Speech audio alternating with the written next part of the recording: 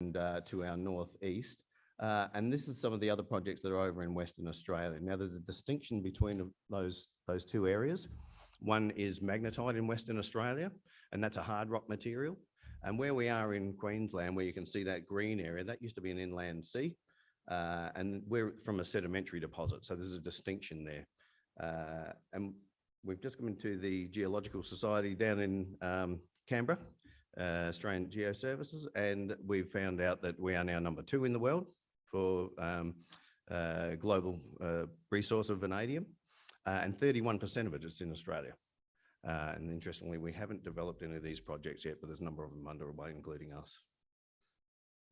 So we have a large resource. This is a massive resource. This is 2.5 billion tonnes of vanadium at 0.3%.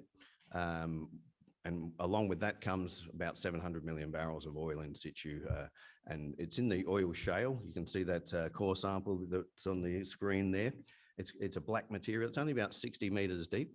And we take that material out, we extract the oil, and then that allows us to liberate the vanadium. I'll explain a bit more of that in a moment. So location-wise, we are right on the road and rail of the heavy rail from Townsville to Mount Isa, as well as the highway, the Flinders Highway, and only about 6 kilometres out to the edge of our tenement to the town of Julia Creek that you can see just up here. Has its own airport. And this main pit that you can see here, that's 30 years of mining in that first pit shell. But if you extend this out to the boundaries of where we are in this inferred resource, that's about 100 years of mining. So this is a long, multi-generational project.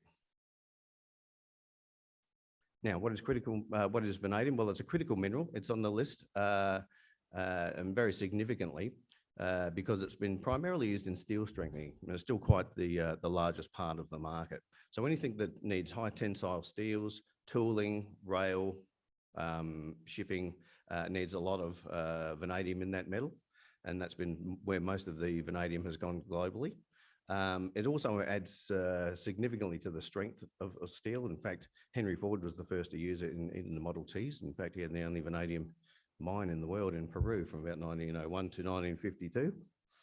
Now, anything that goes supersonic speed needs quite a good deal of vanadium in there, and about 20% plus in the alloys.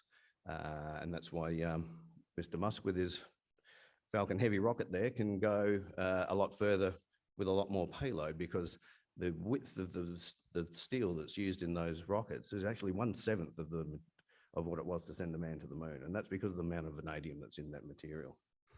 It's also in catalysts, it's in for sulfuric acid, it's in oil production, it's in smart glass, it's the tinting on your glasses. So these are all well-established industries, and that's where most of the vanadium has gone. But the real interesting part of where we see vanadium going in the future is in vanadium redox flow batteries. Now, these are large liquid batteries suitable for the grid, fantastic in Australian conditions, sub-zero temperatures up to 60 plus temperature range. They never get a battery memory. They last over 30 years. They're fully recyclable. In fact, the electrolyte that's produced to run these batteries, you can take it out of a system after 30 years, put it straight into another one, never degrades. It's exactly the same as it was. And interestingly, you can charge and discharge, and that's important when you're looking at grid stabilization. So when you get surges in your grid, we usually go to gas peaker plants, which are quite expensive.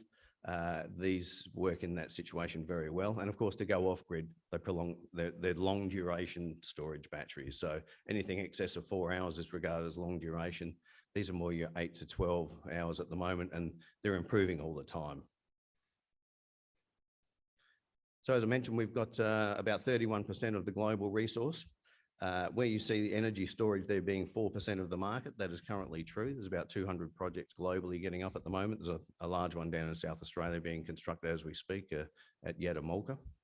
But that dynamic is going to change very quickly, because we'll need 100% of what's currently mined and currently in the market for vanadium just for the batteries. That's how significant the change is going to be in the energy transition. That's the growth forecast for vanadium batteries. They're growing at about 41% year on year. And the fuel side of things, well, it's now a security issue in Australia. We have over 93% of our imports come from overseas. I think it's 89% for diesel and 79% for imported aviation fuel, which is interesting given that we've just spent about $70 billion on jets. So how are we going to do all this? Well, in this process, it's a shallow open cut mine. And what we do is we extract that ore that you saw earlier. We crush it up. We put it through a supercritical phase, which is, which is this piece here. And this is what we've spent a lot of time, effort and money on over the last few years, is developing this process.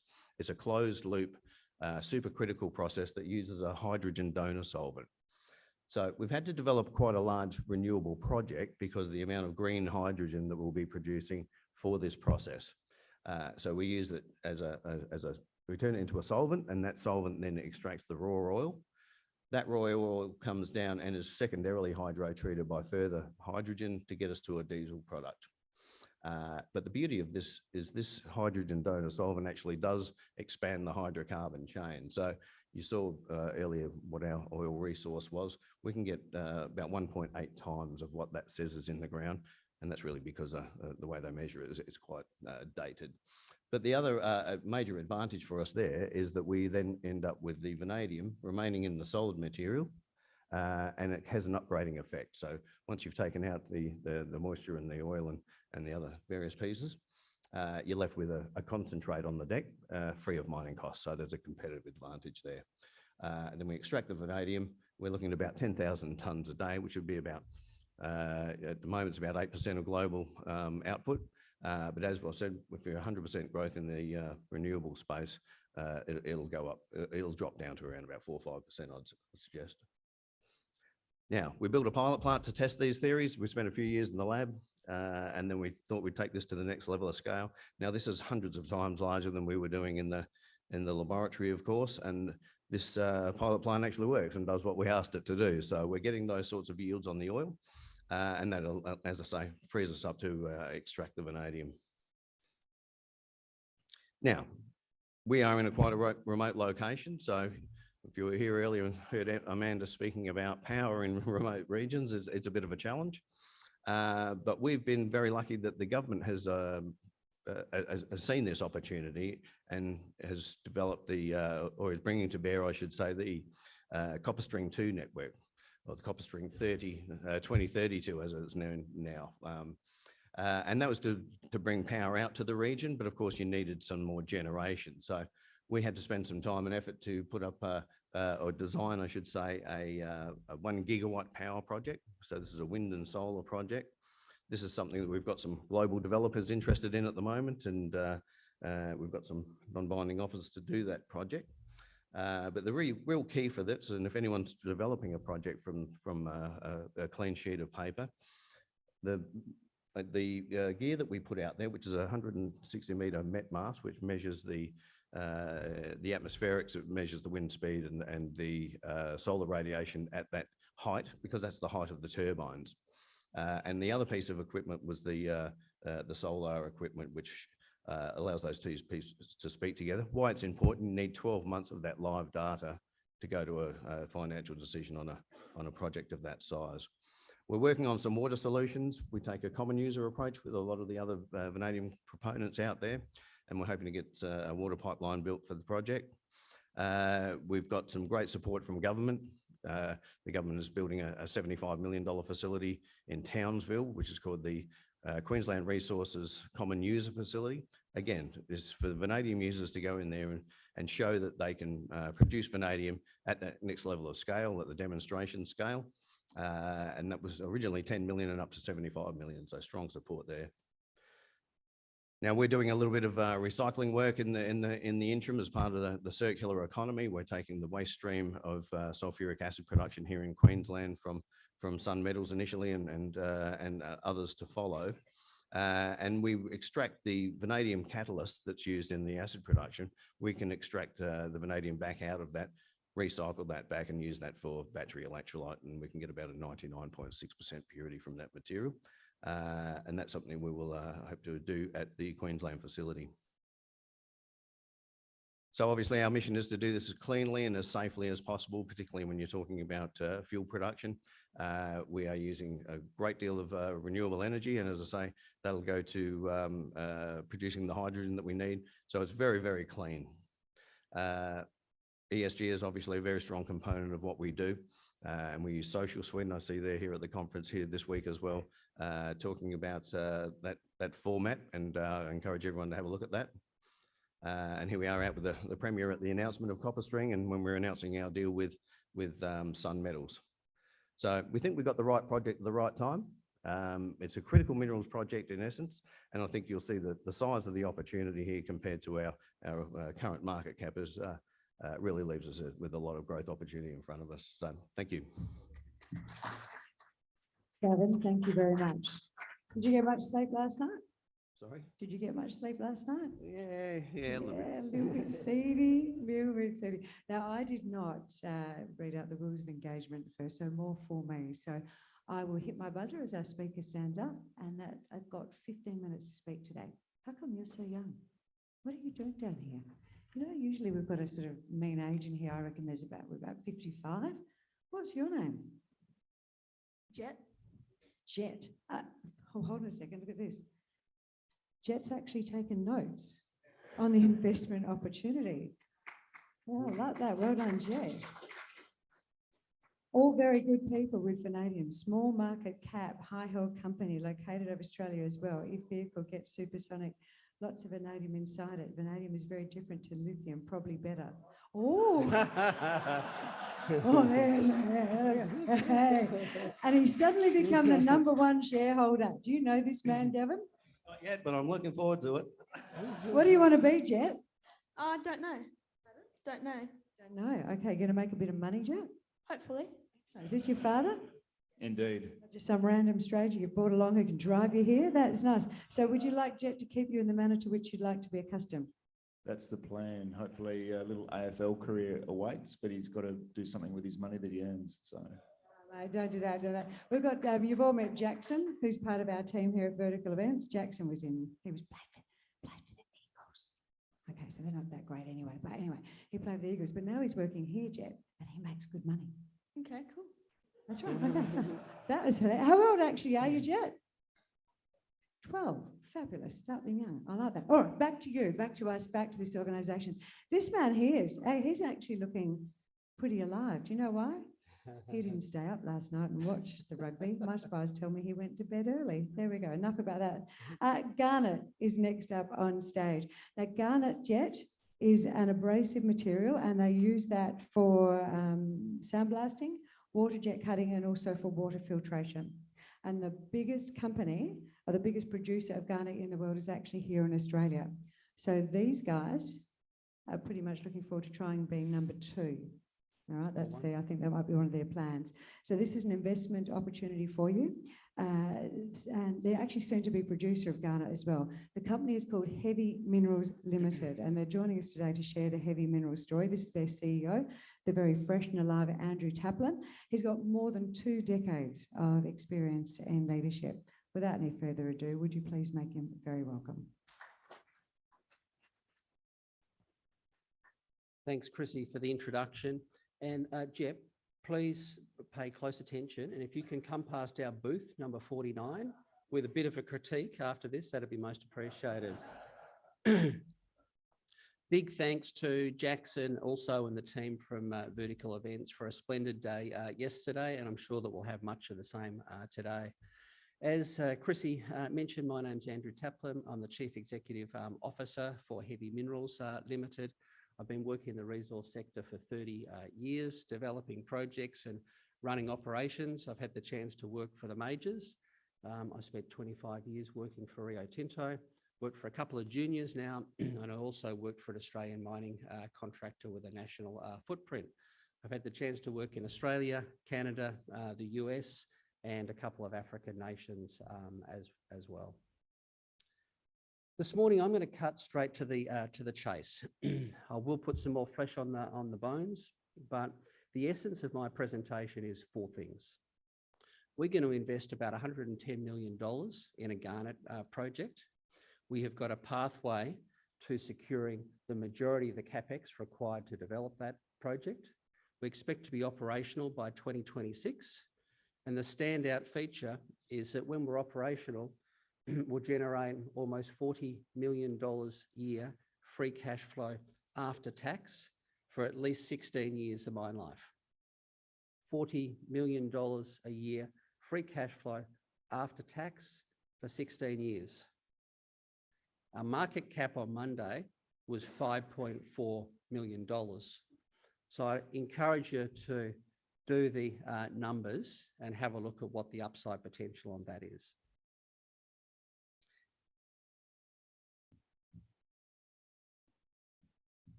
I should be going ahead, but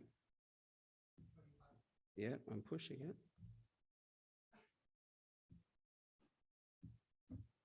Okay. Disclosure statement that you can read at your leisure.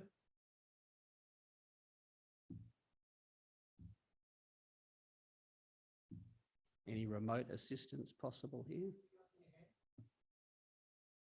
That's got it. Okay, we've got a tight capital structure, as you can see. The top 20 shareholders hold 63% of the shares on issue. Our directors hold 12% of the shares on issue. We have 54 million shares on issue. At the end of Q1, cash in hand was $900,000, and we've got no debt.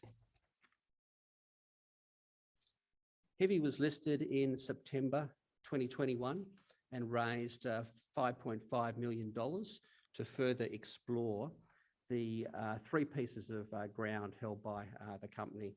And full credit to the team, they've done a great job of delivering on that promise. In Western Australia at the Port Gregory project, a JORC compliant resource of 135 million tonnes at 4% THM. That's total heavy materials has been defined. At Red Hill, just 30 kilometres north of Geraldton, we've recently announced impressive maiden drilling results, and also announced a exploration target. The exploration target's got an inventory of between 90 to 150 million tonnes at 4.1 to 5.4%. Those numbers sound impressive, but to put them into context, the majority of the resource at those 2 projects is garnet. 90% of the resource at those 2 projects is garnet, and there's sufficient garnet there to supply the global requirements of garnet for about 10 years, to put that into perspective.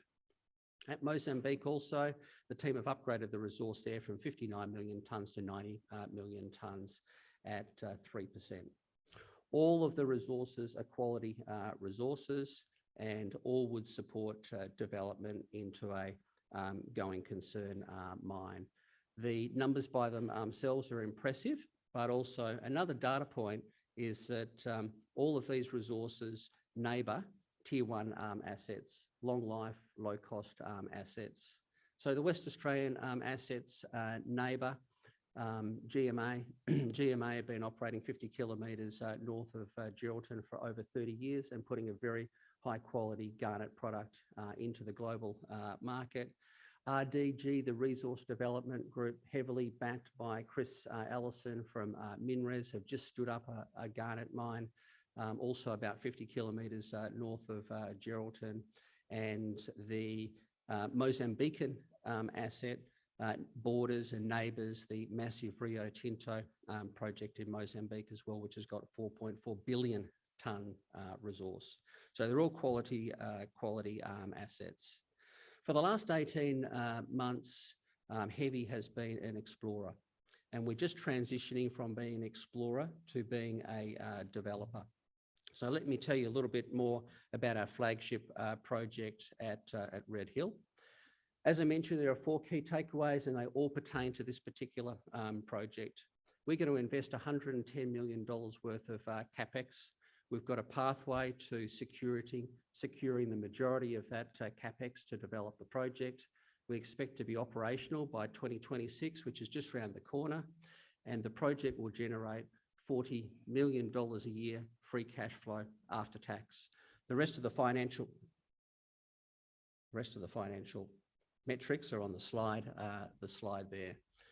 As I said, we've got a pathway to funding. For those of you that follow our news flow, on Monday, we announced a letter of support from Atritius. Atritius is the Dutch government export credit agency.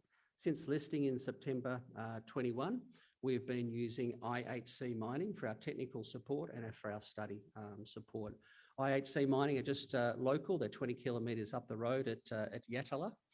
And the parent company of IHC Mining is Royal IHC, a company based in the Netherlands. The Royal designation indicates that they're supported by the Dutch government. Royal IHC have been able to advocate for us based on the merits of the Port Gregory project with the Sovereign Wealth Fund, and a letter of support has been forthcoming. Subject to due diligence, all indications are that Atritius will financially support all of the Dutch content of the Port Gregory project. Royal RHC are the largest manufacturer of ocean-going dredges with significant fabrication capability and significant experience building mineral sands plants. So we expect that we'll be able to contract them to bring to the table all of the mining equipment and all of the processing plant equipment, which is a significant proportion of the CapEx. As well as that, we're engaging with Export Finance Australia. They're the Australian export credit agency, and there's also good prospects given that over 90% of our product will be going to international markets, that there's an element of funding that can come out of Export Finance Australia as well. Technically, the project is very straightforward. The garnet is expressing itself at the surface. Maximum depth is about 12 to 14 metres of excavation, and we're mining in a historic sand dune. So this is all free dig, there's no drilling, there's no blasting, this is low cost mining. The flow sheet for the process plant is stock standard mineral sands. It's a wet plant, so we'll do some mag separation. We'll use spirals, and we will screen the product to develop 4 different products for industry use, but very straightforward from a technology standpoint. From an ESG standpoint, the locality of the Port Gregory project is in an established mining locality. As I said, GMA have been operating there for 30 years. RDG have just stood up their mineral sands project. So there's strong social consensus for development of the project, and we're certainly very welcome in the locality. From a market standpoint, there's currently a market deficit. The cumulative average growth rate through until 2030 is expected to be over 7%, and the market deficit is forecast to increase through until 2030, and I'll talk about that in a little bit more detail. But what is garnet and what is it used for? As Chrissy touched on, a couple of the major uses of garnet are for sandblasting, and that is sandblasting of metal surfaces, in particular steel surfaces, before a protective coating is applied. And another major use is for water jet cutting. So the garnet is used to cut metals, but in particular steel, and it does a very precise job of cutting the metals, much more precise than the traditional techniques of using oxy and acetylene, for example. So why is it a preferred material for abrasive blasting in particular? Garnet is a particularly hard mineral. It is 7.5 on the Mohs scale. So to put that into perspective, diamonds is 9 on the Mohs scale. So it's a particularly hard mineral. We will be mining alluvial almandine garnet, and the nature of the particles with alluvial almandine garnet is that they're quite rounded in nature, unlike some other blast media which have quite sharp characteristics to them, which tend to embed in the surface of the metals and cause contamination prior to coating application. So it is the most superior blasting media. Because of its hardness and because of the nature of the particle shape, it's a very productive blasting media, and the consumption rate is particularly low, which means it's a cost-effective blast media. From an ESG standpoint, it generates low levels of dust. It's inert and environmentally friendly, unlike some of the substitutes. So copper slag, nickel slag, and coal slag are all used as substitutes for garnet. And from an environmental standpoint, they leach heavy metals into the environment. It is recyclable, and from a workplace health and safety standpoint, it's got minimal to no workplace health and safety risks, unlike some other blast medias such as sand, which generates silica and potentially silicosis for those people that are using that as a blast media. As I mentioned, the flow sheet for the manufacture of garnet is very straightforward, and it's packaged into the packages that you can see there on the right-hand side: 2-ton bags, 1-ton bags, and 20-kilogram bags. From a market standpoint, there's currently 100,000 ton deficit of garnet supply in the global market. That'll broaden to 250,000 tonnes by 2026 when we come online, and 500,000 tonnes by 2030. You can see that between 2015 and 2017, there was a significant reduction in global supply. That was because the garnet mines in India were turned off by the Indian government, and also because of the Hart Range mine in Northern Territory being shut down because of operational issues. So I don't anticipate any issues placing our 150,000 tonnes of garnet into the global market.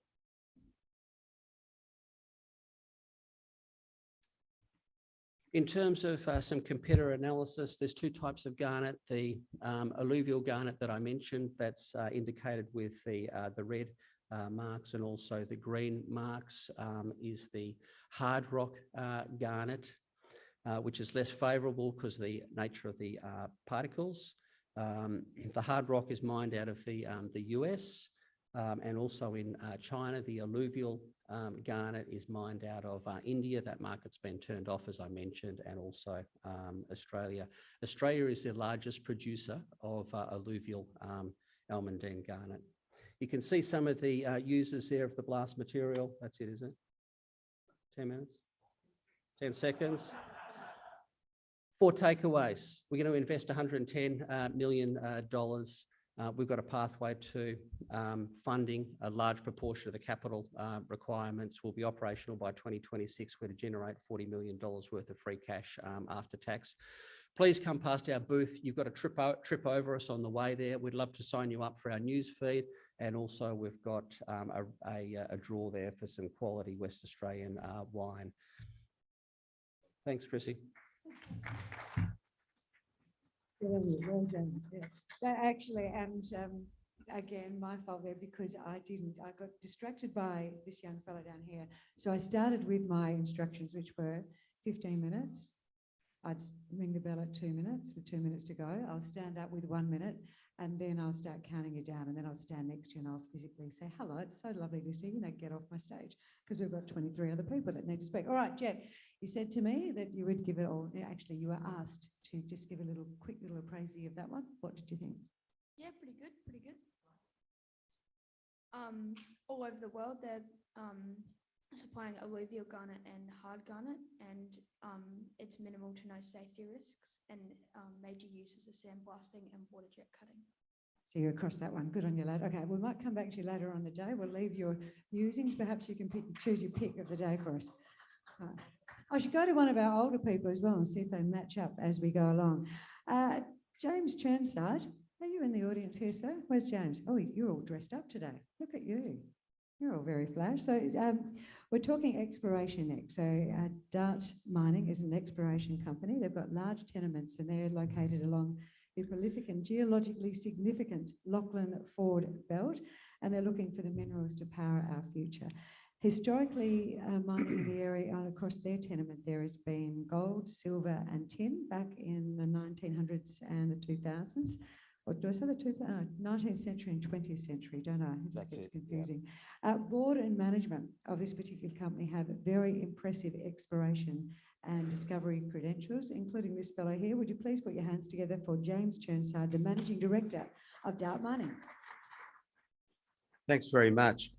Good morning to everyone. I'll start by saying that we actually put out 3 announcements this morning. One is for those that know the company, our first results on the 3,000 metre diamond drilling program that we just finished. First 3 holes of 12. We got some good results. But for those that don't know us, let me just fill you in. You'll see a lot of forward-looking statements today. They're all fairly generic. Ours is definitely generic. Corporate metrics, well, I'll leave it to you to research all that, but we're about a $10 million market cap, 172 million shares out. About 50% of the company is owned by the top 20. I'm on the board with Dean Turnbull, who's a founder of the company. He's a non-exec. He does some work for us. Richard Udavenya, who's a legendary resources specialist lawyer based out of Melbourne. Owen Greenberger, ex-Fosterville, is starting with us on the 3rd of July, actually. Ben Hines, whose name's not up there, but he is today separately giving a presentation on our lithium drilling to the AIG in Ballarat. And then our ops guys and administrators. So where are we? Well, where's the pointer? There it is. Most of our tenements are down here in the northeast of Victoria, through the high country. It's an orogenic area of mineralisation. The mountains have given rise to some extraordinary mineralisation way back when. The rocks are the right age. We are part of the Lachlan Fold Belt, which starts up here actually, and comes all the way down through Victoria and out to the west of Victoria. So we're sort of on the central to lower part, if you like, of the Lachlan Fold Belt. We have lots of historic gold fields within our tenement area. The tenement package is large. It's about 6,500 square kilometres. 9 historic gold fields. We have at least 8 that we've identified so far. Outcropping porphyries. The most famous, or our flagship porphyry, I suppose, is Mount Unicorn, which is a inferred and indicated resource for molybdenum, copper, silver, about 209 million tonnes. The moly price hasn't done us any favours over the last 10 years or so, but it has actually popped up just late last year. It's popped up. It's trading about $30 a pound. In 2015, it was $4.50 a pound, and the worst performing commodity in the world. But that's Mount Unicorn. We've got lots of other projects which I'd like to talk to you about. So that, I hope, gives you a sense of, I forgot the lithium pegmatite swarm. It's large. Excuse me. In numbers, it's hard to estimate, but probably in excess of, excuse me, about 3,000 pegmatites. They're LCT, lithium, cesium, tantalum type pegmatites, so they're the right chemistry to carry lithium mineralisation. They were discovered, the lithium that we have was discovered by us in 2016. It's been a long time coming, but finally we're here. Now if I can get this to move, there we go. So I talked before about the Lachlan Fold Belt all the way down. Below the Lachlan Fold Belt are the prolific Macquarie Arc rocks, which have produced a lot of the minerals up around Parkes, porphyry type structures, which are large operating mines today. Not to forget, up here at Orange, we have Cadia Ridgeway, which is Australia's largest producing gold mine at about 1.2 million ounces per annum, owned by Newcrest. So the work schedule this year, we are very busy. I should also say that we are very self-sufficient. We have our own gear. We operate our own drill rig. We also get contractors in, but that has enabled us, certainly through COVID and everything, enable us to continue operating uninterrupted. So we've got basically two flagship projects, which are the, oops, sorry, wrong. How do I get back? Help. The red button. I gotcha. Okay. So here we are, the flagship projects, Dorchap Lithium project. Now that is that's in joint venture with SQM. SQM are the biggest lithium company in the world. They're funding all of our exploration on that project. That joint venture was started last year in July. We actually started talking to SQM back in 2018, but it took us about 6 months to negotiate a farm-in joint venture arrangement with them, which was signed in July last year and kicked off. So the last 3,000 metres of diamond drilling, which we've completed last Sunday, was all funded by SQM.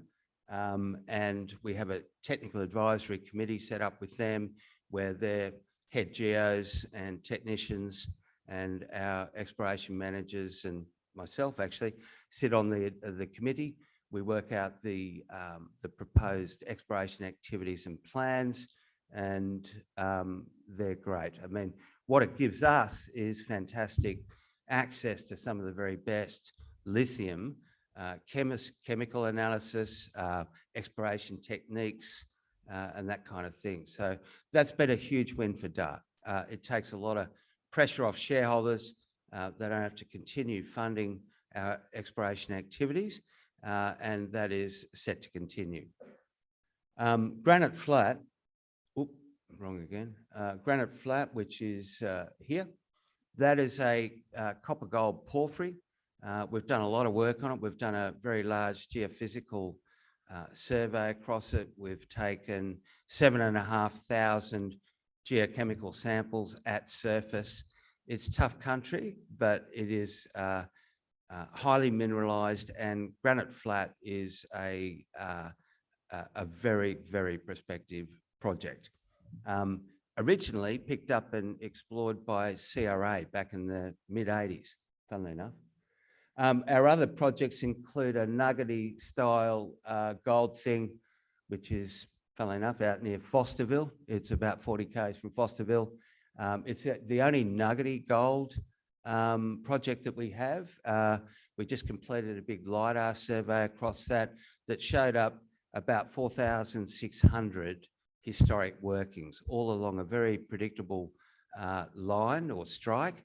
And we've got a lot more work to do on that project. Sandy Creek is a gold show not far out of the township of Wodonga, Albury-Wodonga, on the border of New South Wales. And we've done a little bit of drilling there. We've got a lot more to do too. And down in the Buckland Valley, which is just further south of Albury-Wodonga, we've got a very exciting gold project, disseminated gold going up to 3 grams a tonne at surface from soil samples along a 17.5 kilometre strike, which is still open to the south. So Dart is not spoilt for projects. We have so many projects at our disposal, if you like, and we've created a sort of an approach and a workflow, if you like, where we're managing 3 or 4 of them at a time. We're often subject to various delays on either permitting or possibly weather or things like that. And so we move off one project onto the next, move it along a bit further, back to the other one. So that's the way we kind of work. And that's why we have like up to 4 or 5 projects on the go at one stage. Our business development, we are actively seeking joint venture arrangements on our projects. The porphyries, as you guys would probably know, are very expensive exploration targets, and we, obviously we do all the hard yards early on, soil geochemical sampling, some drilling, that sort of thing, and then we hope to be able to tap into some of the bigger mining companies whose exploration pipelines are typically very short at this stage, and that's a whole different story. But yeah, the majors are all looking for good exploration targets or development targets, and that's the basis of our business model. I mentioned before that we are our operating model. We are very self-sufficient. We have our own rig in the field 365 days a year. We have our own guys pulling the levers. We have become very good at operating in a very harsh and difficult environment. We had a metre of snow on the rig on Sunday when we demobbed from the Dorchap Lithium project. I think we'd be one of the few exploration companies operating in a metre of snow in Australia anyway. So that's the business. This here, and someone suggested I put this in the presentation, that is a pegmatite dike. That's Ben Hines, Dr. Ben Hines, who's on our exploration team, who's the one who's giving the presentation down at Ballarat today.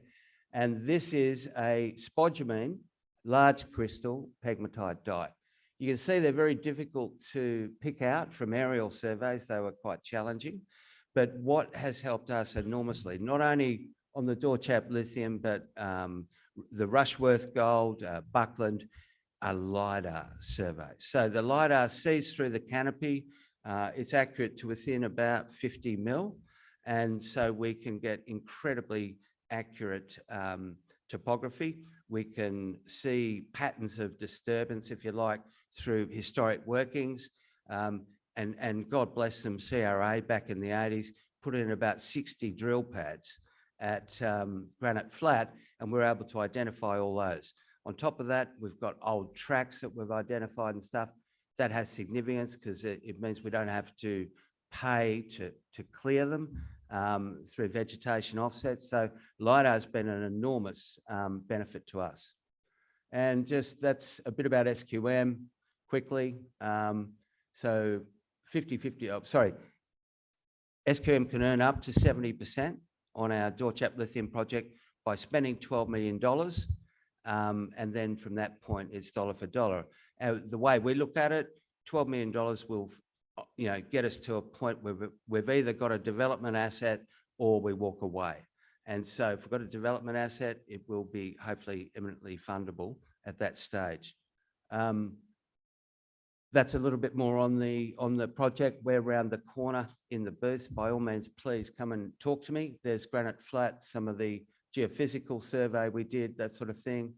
And, the markets, and there's a few operational images. And that was on Sunday.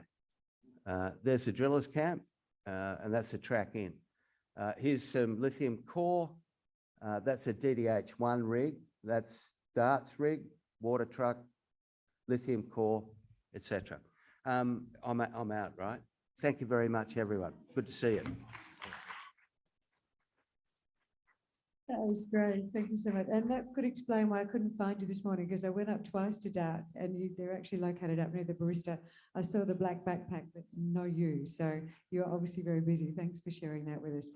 Right, next up, a prospect that is smack in the middle of the world-class eastern goldfields of Western Australia, Mount Malcolm Mines. Now, it exists purely because of the local knowledge of its founder, Trevor Dixon. So the contacts that this fellow pulled out of his little dusty red book, contact book, to amass the size of land package he signed up there, took him about 40 years to make all these contacts. He's made good use of them. So we're going to find out what he's planning for Mount Malcolm and why he chased so hard, why he believes in it, and if we should believe in him. Would you please make him very welcome, everyone? Trevor Dixon, Mount Malcolm Mines. Thanks very much. Thanks very much, Christy. And thank you all for your attendance today. It's really great to see so many in the room. I'm sure you're all very discerning investors. and you would very much like to hear the full story on Mount Malcolm.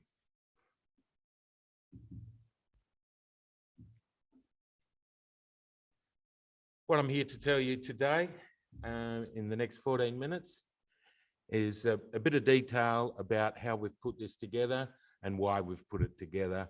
And we'll go down the rabbit hole on a couple of the prospect areas that we really think are going to give us a real big lift here. What's important is, of course, location. And we think the Leonora Belt is a really important location to be in. And importantly, the rocks there have been delivering world-class deposits for many, many years. What you see here, Mount Leonora and the SensOre Ltd processing plant, a little bit of history here. Gold was first discovered in the Leonora region at Gawler, just some 3 k's south of Leonora by a couple of Welshmen. That mine got into production in 1896 and continued all the way through until 1964, an enormous feat. Had a short break and then restarted in 84 and has operated continuously ever since. This is the depth of the mines that we have in our region. And we're really happy to have the rare earth space dominated by the Lynas rare earth mine just over in Laverton there, and we'll show you that shortly. But no, it's a really good place to be for all the right reasons, that it has the infrastructure for us to get on with the job. Leonora, for those that don't know, here, just up from Kalgoorlie, 200 k's, couple of hours drive, nice facilities there. But the real driver for us is the fact that we're surrounded absolutely in amongst some of the best mines. 5 million ounces, 4 million ounces, 7 million ounces there at Wallaby, Thunderbox, Agnew. We're in the right place. Location, location, location. And I'm not into real estate either. But that's the place to be. And of course, the Lynas operation over here at Rare Earths, just south of Laverton, that is the largest rare earths mine in the Southern Hemisphere. So look, we think we're really in the right place, and the rocks that we have on our property is something to behold. And as Chrissy mentioned, how did we put all this together? And I get asked this quite often. You're looking at some 270 odd square k's of ground, some 150 tenements came together here, 15 transactions to pull this together, herding a fair few cats, I might say, to make this all to come together. But of course, we had to break it up. We've broken it up, and this is our main project. It's called the Malcolm Project. We've broken it up into 7 distinct areas, all with credible targets on it. The Malcolm Project is absolutely spoilt for targets, so we're really rapt about that. Let's move on to some rocks.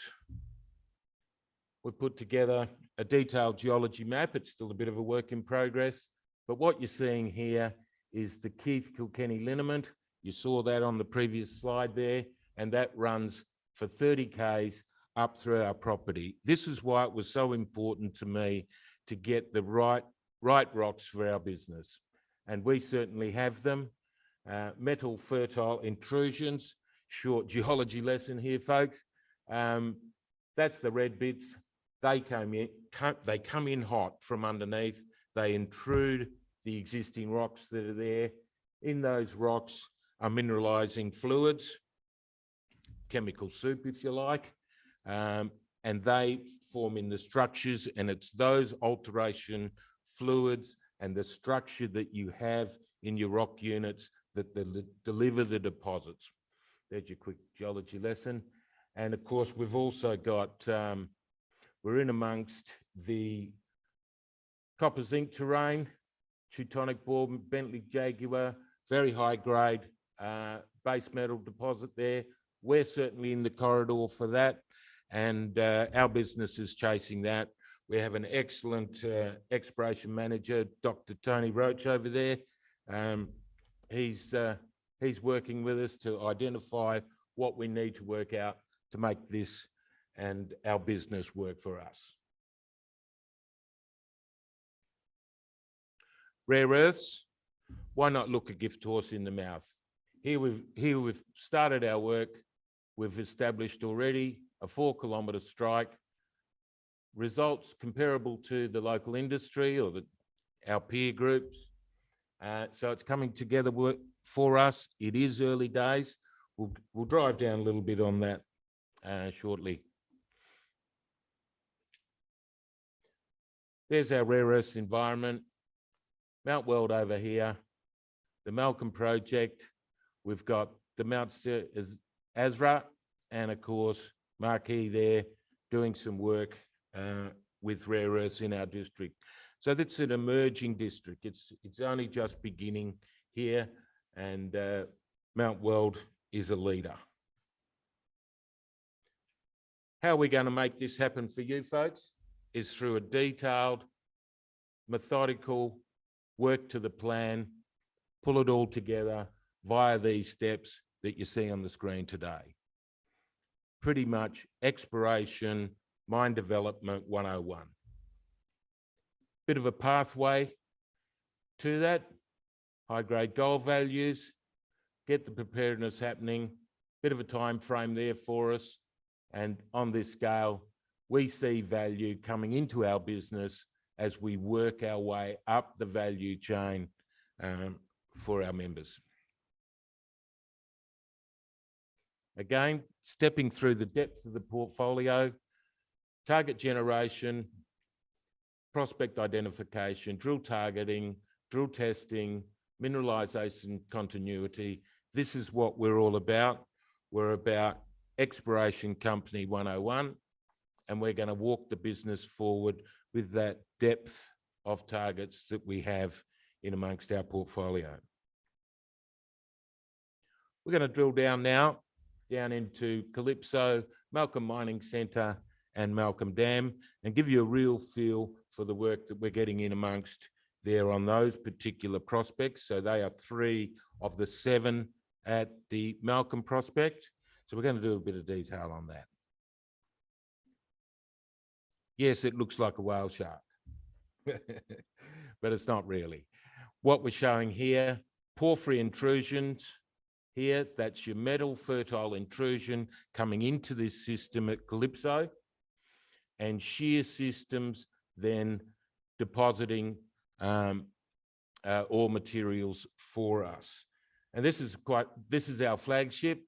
We have historic mineralisation here at T2. BHP and North Limited came into this prospect and drilled out that mineralisation in the 80s and the 90s. And they came up with a target of some 2.9 to 3.9 million tonnes of ore at around that 1.6 to 2.2 grade. That's an exploration target, and we're looking to build it into a maiden resource of some 300 to maybe even 500,000 ounces as our maiden JORC compliant resource. And that's the process that we're going to walk the business through. You saw how we were going to do that on the previous slide. Great grades. These are what we call the Constance lodes. The Constance lodes were named after my mother. She was the mother of 7 children. She passed away sadly last year, but gloriously at the ripe old age of 86 of natural causes. Absolutely tremendous way to go. But look, she's left a legacy. There's many more lodes to build in amongst this, but it's coming up trumps for us at the moment. These are fantastic grades to be working down plunge of this open pittable material here. Nice big wide intercepts 20 to 25 metres. So that's coming together well. But of course, you might ask, how the hell do we compare that? Well, you do it by comparing it against something like this. This is the Ltd deposit, about 60, 80 k's to our east, some 8 million ounces there. And of course, there you have dear little Calypso, the whale shark, just coming into the top of the image there. This is where we're at. This is what we think, Dr. Tony thinks, we're going to bring out of this, this exercise of resource definition and drilling to bring into the business. It's certainly ticking the boxes for us.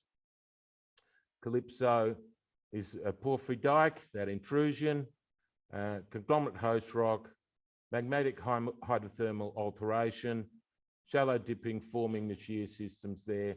Here you're looking at the shear systems that drive the Wallaby ore zones for gold fields. Rare earths, we've got this little rock over at the booth there, so by all means come and see us. Doing the genealogy. Tony's very keen on making sure that we've got the right fluids, we've got the right makeup, we've got the right measure of what we need to do to work towards a rare earth discovery on the Malcolm project. VMS, I mentioned that earlier, north of us, the big Jaguar Bentley deposit. We've been working recently, and it's early days for us, as we think the critical metal space is important, and that's what we've been able to put together. We've gone back through the database and some old Chevron data. These are IP profiles that you see here. Tony's cut this at our Golden Crown gold deposit here. Just west of that, we've got a significant anomaly. We're looking to do some extra work on that, and let's see if we've got some volcanic massive sulfides available for the shareholders of Mount Malcolm.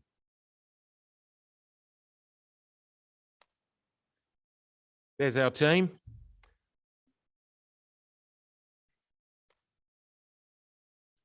Lawyer, myself, mining engineer, geologist, mining engineer.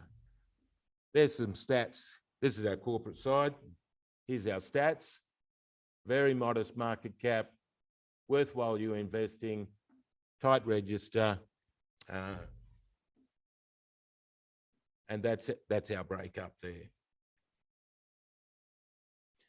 We really care about where we work. As Christy highlighted, I've got 40 years experience, a lot of that civil earth moving contractor in Leonora. So I'm very well versed with dealing with the local community and looking after the environment. It's come together well. This is to tell you all that I haven't been just rabbiting on about telling you a whole lot of porcupines. This is our disclaimer, and we're over in the far end, and I'd really love you to come to our booth. We've just completed a rights issue. We have a shortfall. It's available to you. Thank you very much. Like that. Glad you're not telling porcupines. That's fantastic. You've got an engineer to back you up there. 10 o'clock. Well, we're supposed to be 10 o'clock. We're 9:45. So we're running just a little bit behind at this point in time, but we'll make it up during the morning tea break. I don't know. Are you allowed on stage wearing that? Are you coming up wearing that, are you?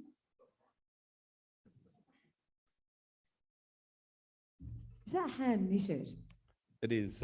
Big thanks to Auntie Marg for this one. Oh, that is gorgeous. I like that. All right, this is Damien Keys, everyone. Here, the knitted scarf. Who knitted the scarf, did you say? Auntie Marg. Auntie May. God bless Yeah. Auntie May. Good on her. That's gorgeous. All right. So he is a managing director of Sunshine Gold, and they are a North Queensland-based and focused explorer. He's a geologist by trade. Have a look at him. He's worked here in Queensland, then he buggered off. He went to Western Australia.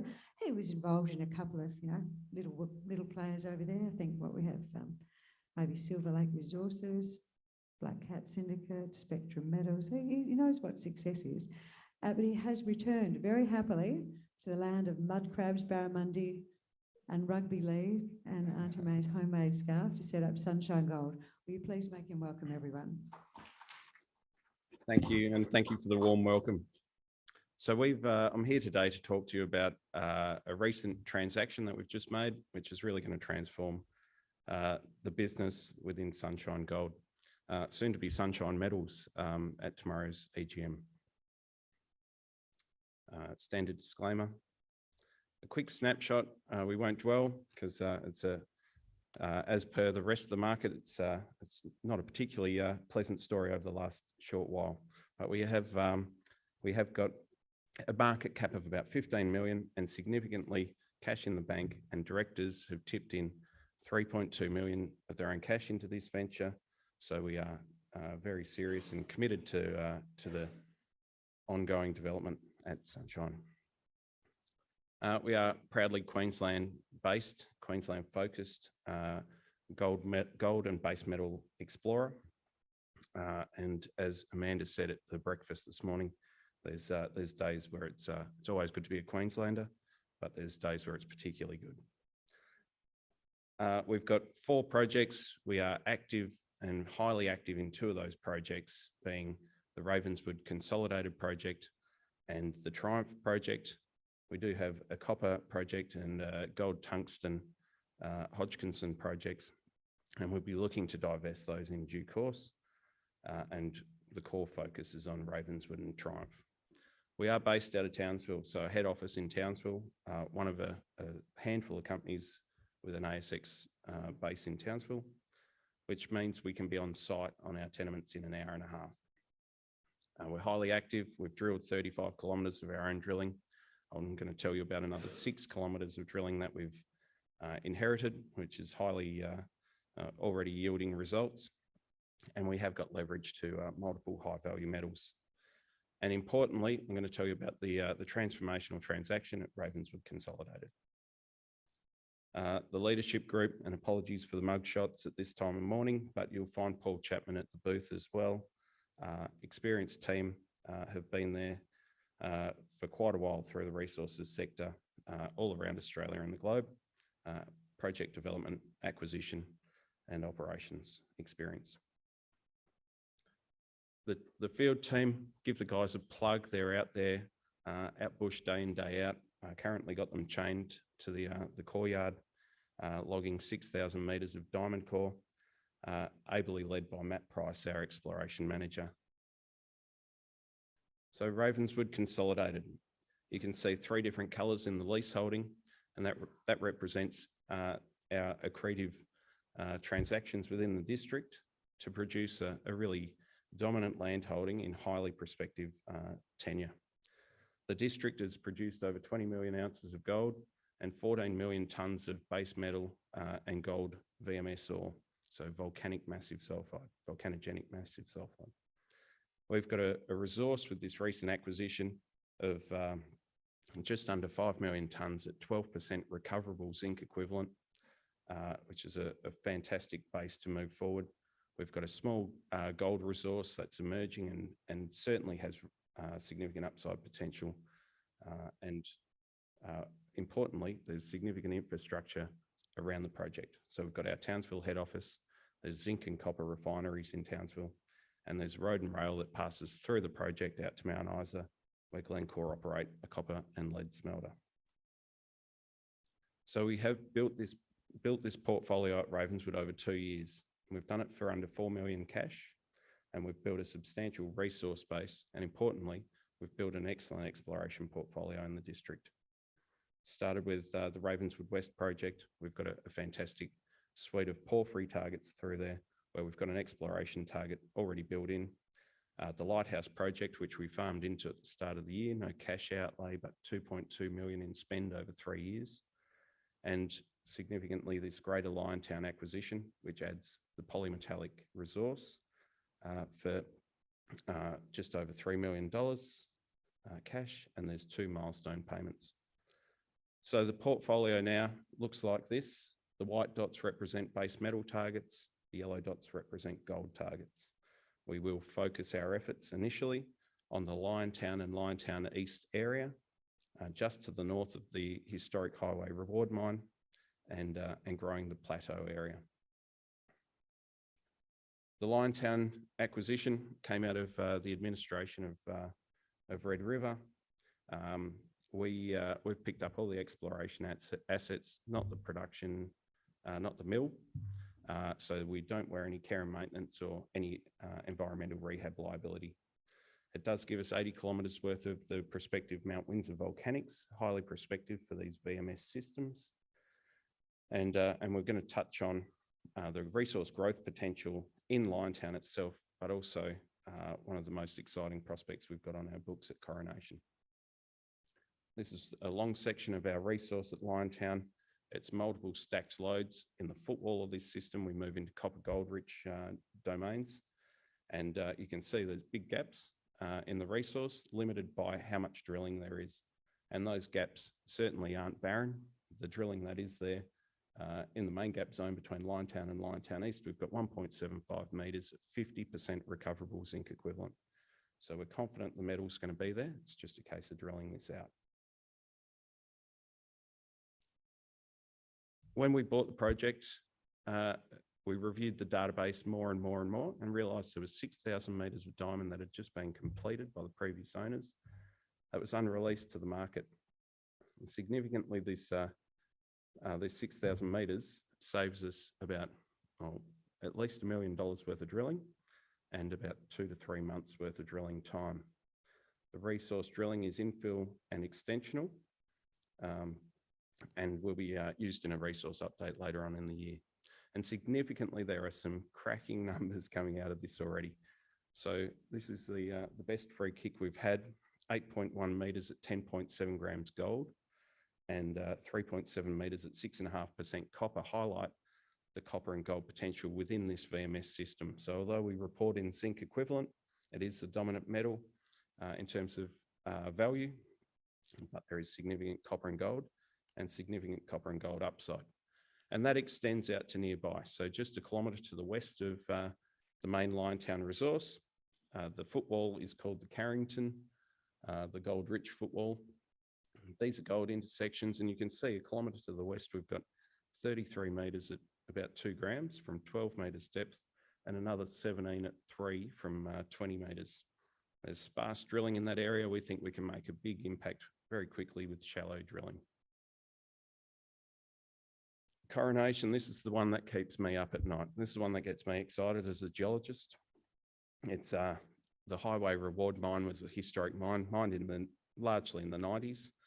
It was 4 million tonnes at about 6% copper and 1 gram gold. That's bonanza in anyone's books. It's akin to the DeGrussa discovery in WA, similar mineralisation styles and about half the size. To the north, 2.7 kilometres north of Highway Reward, we've got the Coronation prospect. It's got 13.8 grams per tonne gold in rock chip sampling. We've got abundant barite veining, which is a fantastic indicator of these VMS systems. And importantly, the previous owners completed a really detailed gravity survey, which picked up the little red dots in the top, which represent really dense rock. So that's telling us about these massive sulfide pipes. They're undrilled. We are super excited to get out there and drill test these, and the potential is for another highway reward, and certainly a similar scale to the anomalism up there. The original tenements had a 15-kilometre long porphyry belt. We've put an exploration target, essentially a pre-resource based on just a fraction too wide drilling. We're confident in the top 100 metres there, we've got 5 to 8 million tonnes of copper and molybdenum ore. And we've got 4 more of these drill to find porphyry targets as we move down the belt from north to south, the green line on the map. The Bank, Keens and Gagarin. And importantly, we're seeing up to 6 grams gold at Keens. So we do expect we will get some gold in some of these systems. There's also Wilbur's Hill. Wilbur's Hill is a breccia style gold target not dissimilar to the nearby Mount Wright mine. We've worked that up from scratch, completed geophysics, put the first 2 holes into the prospect and intersected fantastic breccias. Unfortunately, it was a bit too hot, the system, elevated magnetite, but we did get 400 metres at about 4% pyrite throughout. So we know it's likely to be a fertile system, and we're going to step off to the north for the next round of drilling there. We've got the Lighthouse farming ground plateau resource. I've got this rock on the bench out at our booth. It's a lovely breccia pulled off the surface of plateau, 50,000 ounces defined to date, just up the road from the Pajingo gold mine. The resource is open. We will be back here doing further work this year. And just to quickly touch on, the talk has largely been around Ravenswood, but we do have 120,000 ounce shallow gold resource proven up at Triumph, which is just south of Gladstone in central Queensland. We've just completed a 3,000 metre RC survey, RC drilling campaign, and that was largely a step-off campaign. We got really significant mineralisation in big stage step-offs along the southern corridor. And importantly, 600 metres south of this southern corridor, we hit a new 2 holes, intersected gold in both holes, a really significant pathfinder to a new corridor at Triumph. And we'll be actively moving back into far south and extending this resource too. So there's a lot of catalysts here for a re-rated share price and time to get this show on the road. We've got new discoveries in the Triumph and resource growth at Triumph. We've got certainly the biggest bang for buck is going to come out of our Ravenswood Consolidated project. So resource growth, that gap zone with limited drilling, but encouraging drilling to date, is an obvious target. There's enhancement even just from further met work at the Liontown resource. We can enhance that resource pretty quickly, we believe. And significantly, the biggest catalyst is obviously new discovery. We've got 25 IP targets in that Liontown Waterloo corridor that we haven't touched on today. That Coronation copper gold system, which is very exciting, and those shallow gold resources off to the west of Liontown itself. Plenty of scope to really get this share price rolling in the near term.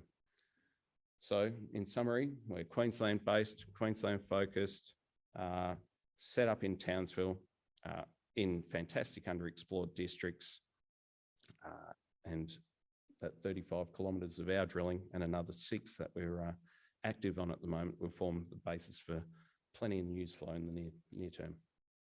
Thanks a lot. Come and see us at the booth just up the stairs. That is a truly awesome scarp, isn't it?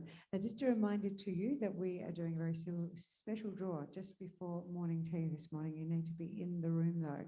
You need to be in the room to potentially walk away with a silver ingot, thanks to the team at Investigator. So if you want to win something a bit special, make sure you're in the room for that one. We're going to shift gear now. We're going from exploring and mining to the world of mine technology and the role that AI and machines play in unlocking the resources that we need for the future. Now, this is the only exposure to mine technology on the ASX because most of the mining tech companies are actually private. SensOre is well priced. They're ready to have you come on board with them. This is the brains behind the investment opportunity for this space for you. Would you please welcome their co-founder and CEO, Mr. Richard Taylor. Thanks very much for the introduction. It's always exciting to get up here and talk about mining technology. I think we've seen lots of presentations with we're talking about the critical minerals challenges of the future, but we set SensOre up really to take advantage of what's happening with data science, artificial intelligence, and being able to improve discovery rates across the industry. And we've got a powerhouse on the board and on a technology team, all coming out of big research groups previously from Barrick, BHP, Rio Tinto. If you're looking there, you've got Robbie Rowe, who is ex-VP of Exploration for Barrick outside the Americas. Decades of experience. His specialty was in uncover, being able to find deposits at depth in challenging geographies and being able to discover the mines of the future. We've got Adrian Mango, who came out of BHP. He's the chairman of Pampa Metals. We've got Tony O'Sullivan, who came out of Deep Green, which became the metals company, looking at retrieving nodules on the seafloor for nickel and battery metals. Our technology team's headed up by Alf Ego, decades of experience, head of CRA research originally, geochemist, brilliant scientist, backed up there by a team of PhDs, young, keen, coding, developers, specialists in emerging areas of artificial intelligence. And we've got Des Fitzgerald and Jeff Keatley, geophysicists with decades of experience, oil, gas, major discoveries under their belt, all now looking at how we make use of big data. So the discoveries that we're going to have that are going to meet the challenges of the future aren't going to come for things that are sticking out of the ground. They're going to come out of things that are buried, complex geological settings, things that are there that so far haven't been found. If you map up all of the data over Western Australia, we've done a really good job of mapping outcrop and assaying and sampling that. Most of the mines come from a result of near mine exploration on those or others. Our system shows that there's a hell of a lot more to be found just in WA. We've barely scratched the surface of what's there undercover so far, particularly gold, lithium, those greenstone belts we're looking at now with fresh eyes, challenging existing assumptions and being able to make new discoveries for our clients and ourselves. But what really gets us excited is about the demand that's coming. We've got another 3 or 4 billion people that are going to be in the world in the next couple of decades.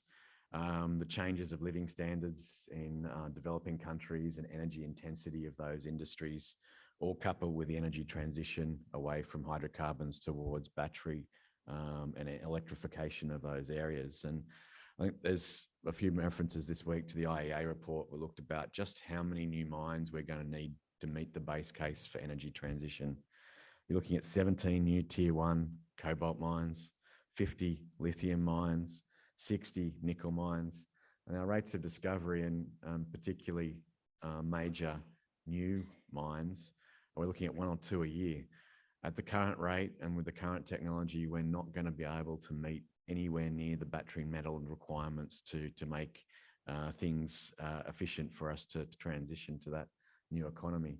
And then for those of you who've looked at battery pricing at the moment, it still makes no economic sense for a house battery or potentially for other areas. We still need to get the lithium nickel prices down to make batteries affordable and cost saving, even with the increases in gas and other energy prices. So we need to do things differently if we're going to be able to make critical minerals work for us.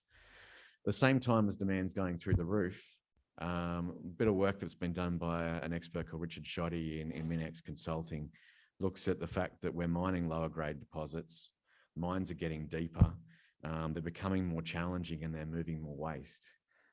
So while you've got this massive increase in demand, supply is also being constrained by the fact that we're just mining what we know about already, and particularly poorer deposits with larger footprints that we've known about for years, but which haven't been economically viable until the present. We need to do things differently if we're going to be able to address this as a sector and an industry. One of the responses we can explore more. So the budgets for exploration are going through the roof, particularly for base metals over there, and we're placed in most of those markets at the moment. So we're benefiting from that trend. But it's not seeming that the discovery rates are responding. So the more you explore, you would think that there would be a correlative improvement in discovery rates, but that's just not happening. We're spending more money. The discovery rates are not keeping pace with the new resources that are coming on board. So what we think is different is using data science better.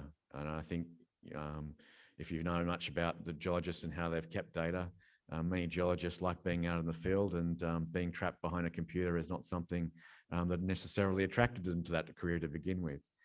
So their treatment of data is usually kept on one format. It's handed between companies. The company might sell the asset at one point, so the databases are in different areas. When we get data from our clients, some of the data is geolocated in different states, different continents. different formats. So we have to work on automation of how we clean, ingest very large data sets in very different formats. So just, I think Australia made a big investment earlier on, about 20, 30 years ago. They made companies report their data publicly to the government. And we're one of the few countries that did that early on. We're now benefiting from, in WA alone, more than 70,000 different company reports. But all of those are in different formats, different units of measurement.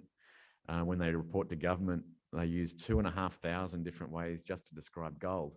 And if you're looking at that for multiple elements, you're looking at thousands of different ways interpreting it. So most people give up. They look at all that public data and they go, I look at it for my tenement, but why would I organise it for my neighbours' properties or for the region and look at that big picture? We've come up with ways to be able to streamline that, be able to ingest that, and we've done that for WA.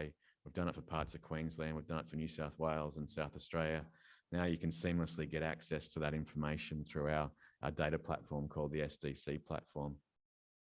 And it's one of the byproducts that we do for machine learning. Our CTO will say, garbage in, garbage out, diamonds in, diamonds out. So all of our efforts in improving and collating that information into a data cube, which allows mining companies, investors to be able to review that data in real time when a new discovery is made.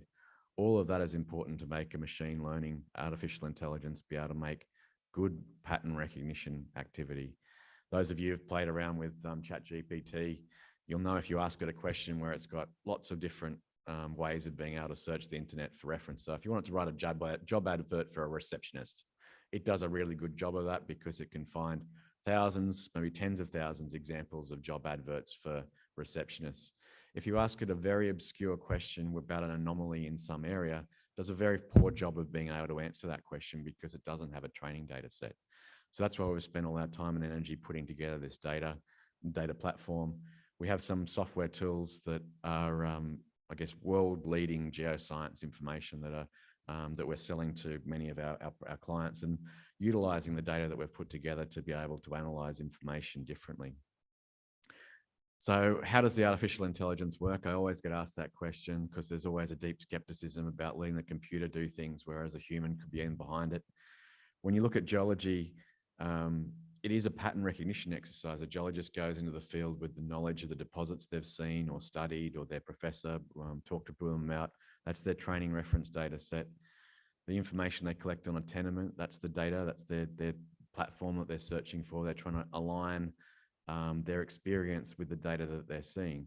What we've taken is we've taken the computer and we've asked them to analyze not just 5 or 6 different deposits that the geologist might have visited, but every porphyry deposit in the world, every ISCG deposit in the world, being able to analyze what are the variables that make that special part of the earth a major mine. And then we look for this sort of fingerprint that we develop for those deposit styles at different depths, in different locations, in different geochronology. We look for those fingerprints in our data cube and then highlight them as the targets of the future for our clients to be able to utilize. Just a quick view on some of the products that we have. This is our platform. It looks like a Google Maps for geoscience information. We're finding a lot of investors like the ability that when someone makes an announcement to be able to really quickly pull up all the other layers of data, be able to see what their neighbours have done, see if someone's drilling nearby and twinned a hole, if it's a new discovery or recycling of old information, see if it's on a big structure or a small structure and that size potential, and not do it manually in a process that takes weeks and weeks. I wanted to look at just quickly at some of the really exciting things we do with geology. So geology is a qualitative science, right? It's the observations of geologists in the field and their thoughts and beliefs about what's happening in that area and what that rock is that they observed or how they mapped it in that area. So what we do with geology that's captured in maps is that we pull it together break it up into pixels, essentially, to areas of the ground, 400 by 400 or 50 meter by 50 meter, and code it to different classes of geology. So that way we bring it in as different layers. So a fault direction becomes a layer of quantitative information. Rock observations become different data layers within our system. The metadata that sits behind the maps, all the reports, they come in as observations associated with that geolocated point that you can search within that process. And that's where you can marry it up with the geophysics and geochemical information to create a fused data set. Now, with advances in ChatGPT and others, we're looking at the association of words within reports. So word cloud diagram here is in relation to LCT pegmatites. So what were the observations in reports going back decades that led people to say that they'd observed a potential lithium-bearing pegmatite in a location? So these are all the things that are most closely correlated in Australia with the existence of a fertile lithium system.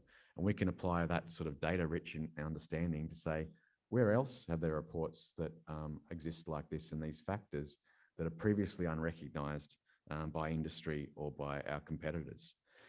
The products I sort of talked about before, I don't have enough time to go into them, but they're very exciting different ways of being able to image geophysical information. So here's an image of some work we did in Indonesia recently, looking at targeting major copper gold systems over there.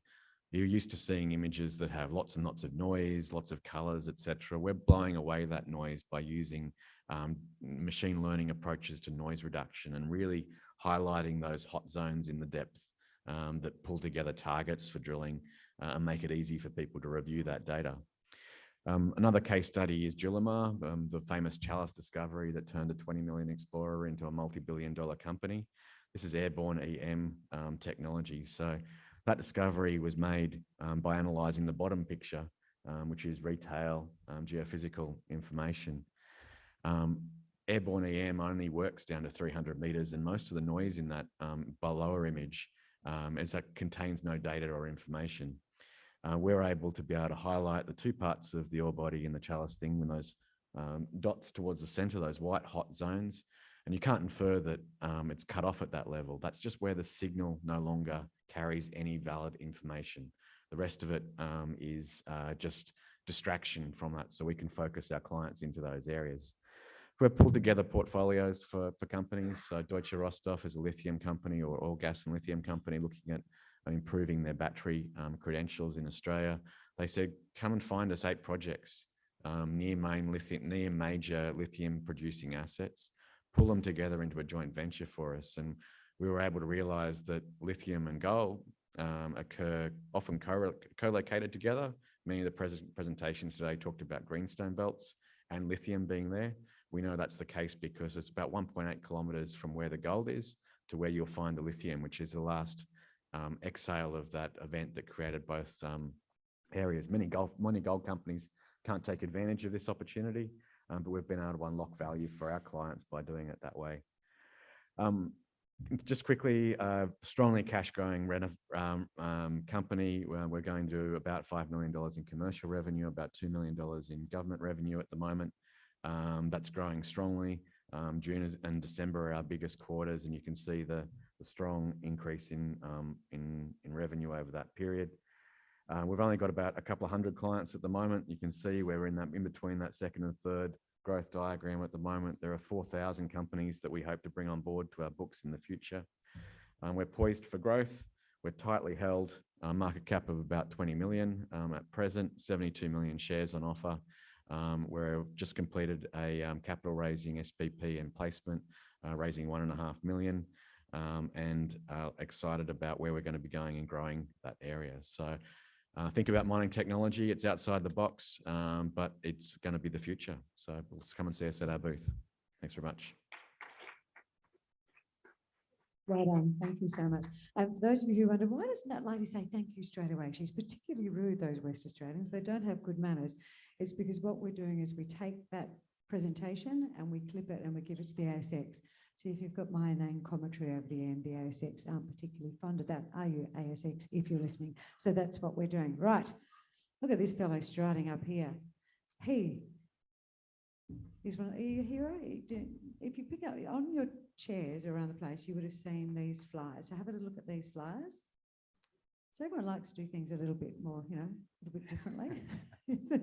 And Auntie Pam, has put together this one to promote what it is that they're doing. So you can read all about them there. I could tell you all about them.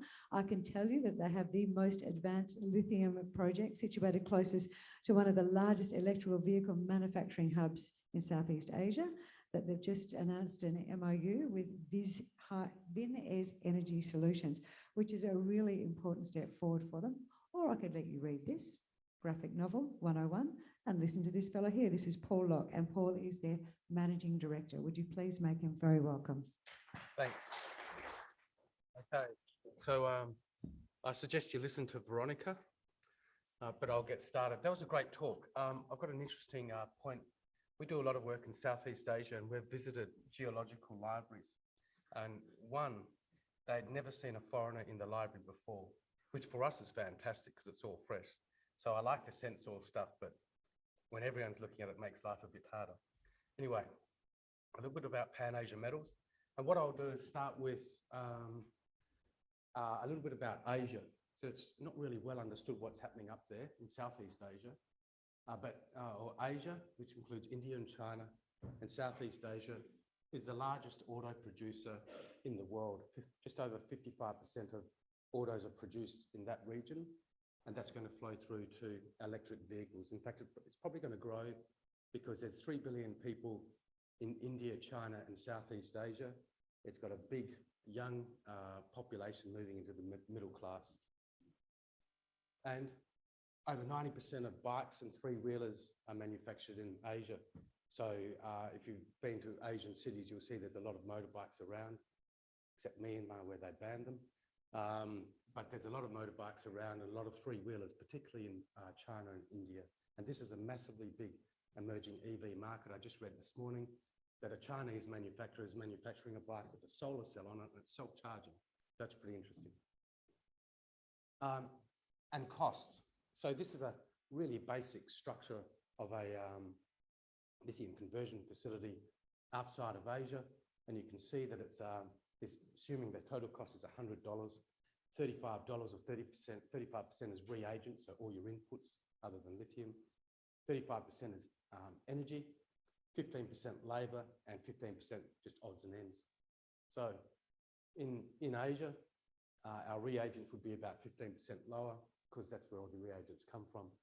Our energy, up to 50% lower, particularly in Vietnam. The energy cost there for us is 50% of what it would be somewhere else. And labor, 50 to 80% lower. And it's not that the labor is not smart, it's just a much lower cost environment. And there's a lot of labor which is very experienced in processing and manufacturing. So it's a functional labor, including management.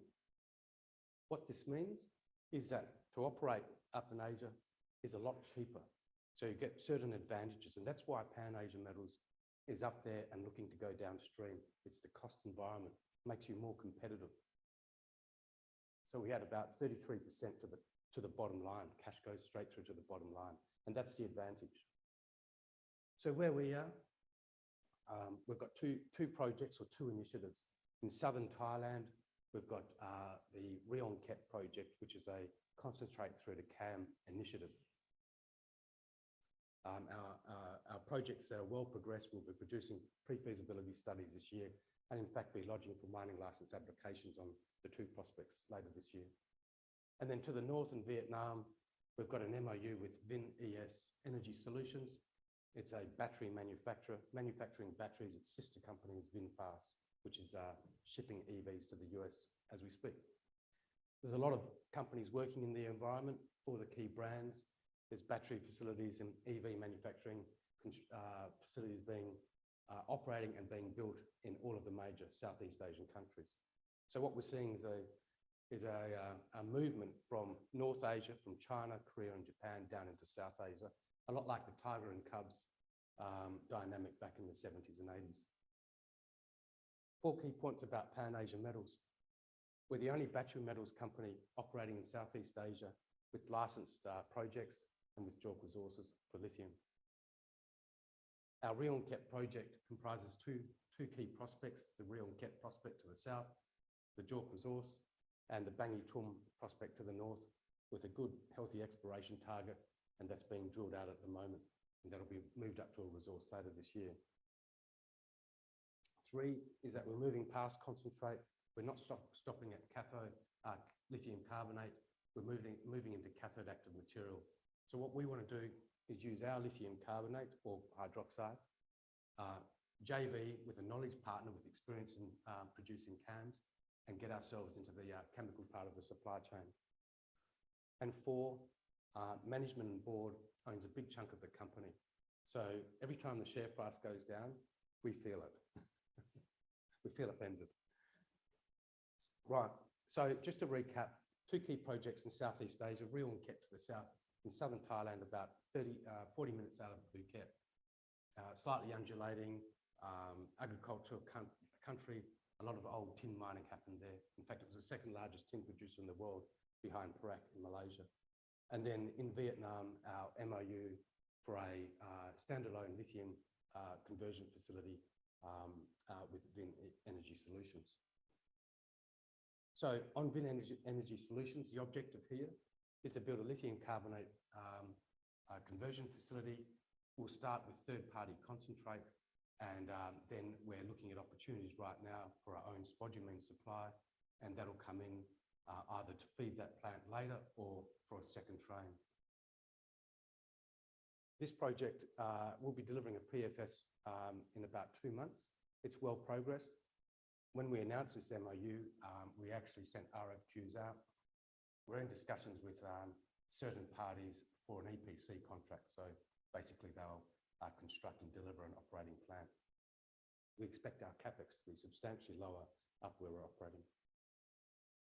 Vin ES is manufacturing batteries for hand tools, EVs, bikes and cars, their own cars, VinFast cars, which are being shipped to the US, and also for stationary storage. So it's a largest battery producer, not the largest, but it's growing and it's got a serious presence in Southeast Asia. Then Rio and Ket, this is our concentrate to CAM initiative. We're drilling out the 2 projects now. We'll deliver upgraded resource, PFS later this year, submit our mining license applications on both prospects. While that process is happening, then we'll complete our feasibility study. So we'll run them in parallel. The idea is to get to cash flow quickly. So with our MOU with VinES, I think we can get that to cash flow much more quickly than we can a mining operation. There's a lot less hurdles, projects located in a special economic zone, fully licensed and so on. But Rio and Ket is very well progressed, and there's a lot of support in Thailand for the project because there's a lot of policy surrounding battery and car manufacture or electric car manufacture, and that policy is flowing straight down into mining to secure critical metals. So Thailand itself is a pretty interesting country. It's very focused on industrial policy. Many years ago, the minister said to me, if you want to produce a concentrate in Thailand and ship that out, you know, may be interested. If you want to value add in Thailand, deliver into our industrial sector, we'll roll out the red carpet for you. And that's what the country's about. It wants to value add. And that's the benefit for us. We've got a project where we can value add in country and deliver into the ecosystem. Thailand is the largest auto manufacturer in Southeast Asia, the 4th largest in Asia. There's over 20 auto manufacturers there now. There's 18 battery projects underway, 14 battery electric vehicle projects underway. The Mercedes EQS EV, the flagship, is actually produced in Thailand. So if you see it on our roads here, made in Thailand. In fact, every dual cab ute in Australia, apart from the new Chinese one, came from Thailand. And a lot of the Japanese cars, like the Camry and so on, comes from Thailand. So it's a big manufacturing centre in ASEAN. The Rio and Ket project has 2 prospects. To the south, we've got Rio and Ket, 10.4 million tonnes at 0.44% Li2O. I'll touch on grade. Don't let that concern you, because it's not really what we're talking about when it comes to feed. We're looking for a resource upgrade there in a couple of weeks. And then to the north, Bangi Tum, drill supported exploration target of 8 to 14 million tonnes at 0.5 to 0.8% Li2O. Same style of mineralisation, richer. The projects are located on a dual carriage expressway with energy running by the project. So this top picture, that actually runs by the Rio and Ket project. Not through it though, luckily. And then below we've got a 240 megawatt hydro dam on the grid, and there's ample space for solar too. So we can actually deliver a product with a very low carbon footprint. On grade, so here we see some ore sorting results. We took the 0.44, in this case it was 0.5% product, We put it through the ore sorter. 60% was waste, all below cut-off grade, increased the grade up to 0.92%. So that's a very good feed grade for what we're doing. Then we produced a 3% concentrate grade, which is normal for markers. And then we're doing, and that we got about 80% recoveries there. And then our lithium test work has produced recoveries up to 88%. And this will improve because all that test work is based on unsorted ore. Now, when we're talking about grades, people going, well, you know, spodumene's plus 1%, 1.3% or so. How's that going to work? In 2021, lithium carbonate produced from lepidolite made up 18% of global lithium carbonate production. And you can see on this chart here, produced by Wood Mackenzie, that the lepidolite projects, the big ones, are at the bottom of the cost curve. And how is that so? It's because they're operating in a low-cost environment. The projects are located near all their reagents, and they're located in their markets. And they're cheap costs, low-cost environment, hence that slide at the start of the presentation. This company here, its actual cost to produce lithium carbonate at C1 cost of below $6,000 a tonne. So it's incredibly competitive. So grade's not everything. And then in China, these projects or processes are all using a sulfate roast. That's what we're going to use. Well understood and tested technology and so on. And above here, you can see what we've got. Resource grade of 0.44%, ore sorting 0.92%. We think our target feed grade will be somewhere between 0.75 and 0.92%. And then we're going through to lithium carbonate with really good recoveries. Just a cross-section at Brion Kiet, 102 diamond holes drilled. That'll get us through to our resource upgrade. So it's 10.4 million tonnes at the moment. And in this cross-section, you can see some nice meaty intersections, composite intersections up to 70 metres with grades averaging sort of 0.6 to 0.7%, and a lot of individual pegmatite grades plus 1%. So the ore sorting works because it's all those clear gaps between the pegmatites that we sort out. And at Bangi Tum, 3 times the size, basically, our exploration target of 8 to 14 million tonnes is based on 1/3 of our target area, but we've still got nice, massive pegmatite dike swarms there. Late last year, we did some exploration there, a lot of rock chips and channels. Of 64 rock chips, 44 average 1.56% Li2, right up to 2.62% Li2O. So our exploration target of 8 to 14 million tonnes there is based on 1/3 of our target area. We're about to produce a updated exploration target, and then we'll take that through to a mineral resource estimate later. Katatong, about 30 k's to the north. I don't know what that bell means actually, but about 30 k's to the north. That's under application for prospects, lepidolite 2. This will be a feeder project into Brion Kiet. ESG is important. You want to bring your communities on side. We've got a pretty big ESG program in place. Our view is that you can't operate as an island. You've got to be embedded in your community and bring them along with you. Our view is if your community thrives, you'll thrive. So the idea is it's symbiotic. We're doing a lot of work with schools. We focus on schools, health and education, sport. We deal in infrastructure, toilet ablution blocks and playgrounds, all the way through to school materials, whatever helps to get a school going. And we do a lot of health work there. So we've got x-rays here. We did a big community x-ray program. So 4 points to finish off on, 3 in this slide. Only licensed lithium explorer in Southeast Asia with progressing projects. Foundation project, Brion Kiet project has 2 key prospects. Not seeing that. And our strategy is to build our critical supply chain. So we're moving from concentrate through to carbonate through to CAM. And finally, management has about 45% of the company. Explore a better future with us. Thank you. Thanks, Paul. Good try. Get off my stage. Well done. Go and take your comic book. Have a look at that for more information. Go and speak to the man. One last one before morning tea. And remember, we will lock the door now because we said that only the people in the room listening to the entire presentation are going to have the opportunity to win the prize. What do you want?